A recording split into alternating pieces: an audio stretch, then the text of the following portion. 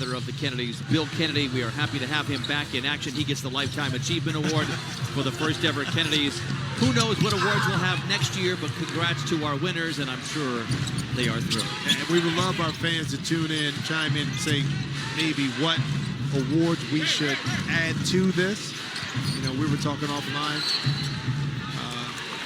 I mean, that is true. That's part of your best hair is certainly in the conversation. Best hair. Best mine. After. Yeah. Crowd interaction. There's a lot of ways we can go. We had a lot of fun with it this year. And Mark Lindsay was a lot of fun to watch. Had him a few times and did a great job. Batum is straight on three. It is good. Clippers out in front by 2. And a quick side note, we've mentioned this before. It's not easy for those officials. We have fun with them because it is not easy. They've got to remember names. They've got to remember the exact play breakdown. Do it in front of a camera. This is not something that they thought about doing when they became officials 10, 15, 20 years ago.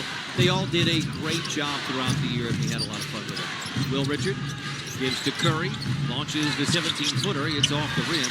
Seth Curry and Steph Curry became the 40th pair of brothers to play in a game together this month. Mather in the three. He's holding the finish and feeling good. He's got... Defender went underneath. Nice little rhythm dribble. And that's how Ben was playing when he initially got here. Took the thought process kind of out of the equation. Spencer, it's a late three in the shot clock, and he reins it in. And he cuts a lead down to 2. That's Spencer's brother, Cam Spencer. Wonderful season with the Memphis Grizzlies this year. Extra pass in the corner to Sanders for 3. Mathurin comes in out of nowhere and perhaps finding a little confidence. His third bucket today.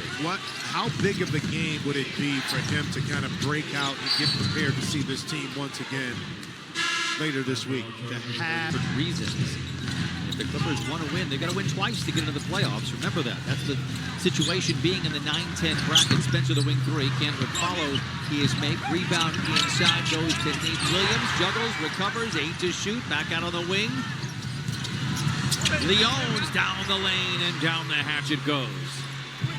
So that's almost the reverse of a rebound, a three-point shot that kills you. That was a rebound and drive against a scrambling Clipper defense.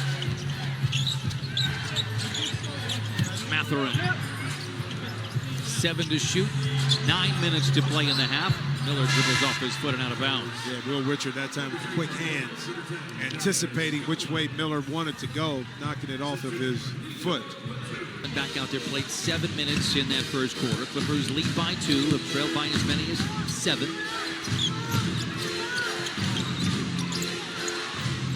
Curry, the straight on 3, wiggles in and out. And Seth Curry coming off the bench, 1 for 5 here. Miller attacks from the line of the lane, swooping in, blocked out of bounds. Last foul reminds me a lot of his father, more than Steph. Up there. Just a smaller version. Miller with the second.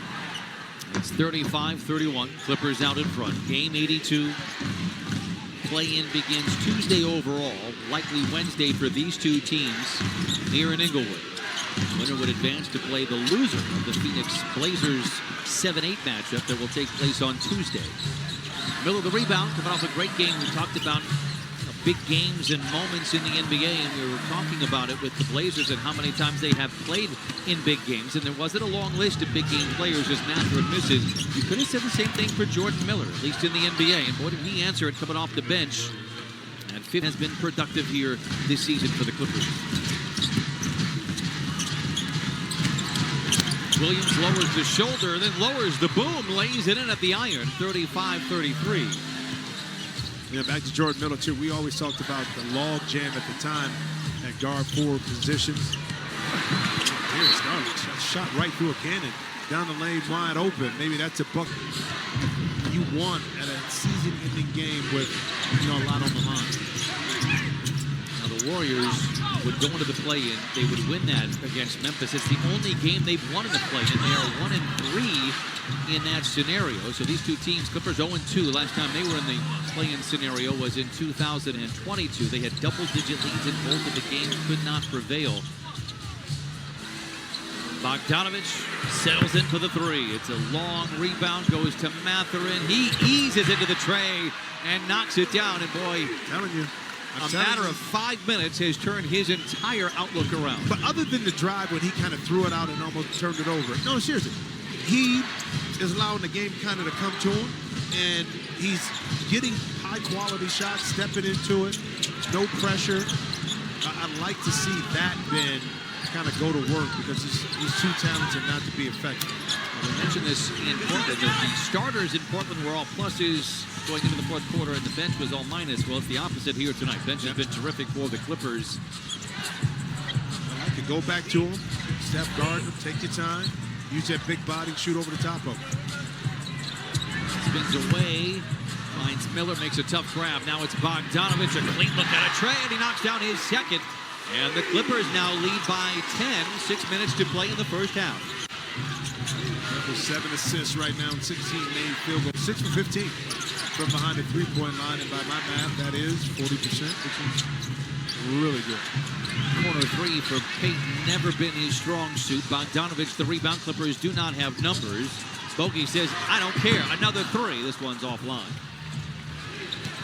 Porzingis challenges Lopez and now sends it back outside to Melton for the three. It is short. Rebound Bogdanovich. Back and forth we go.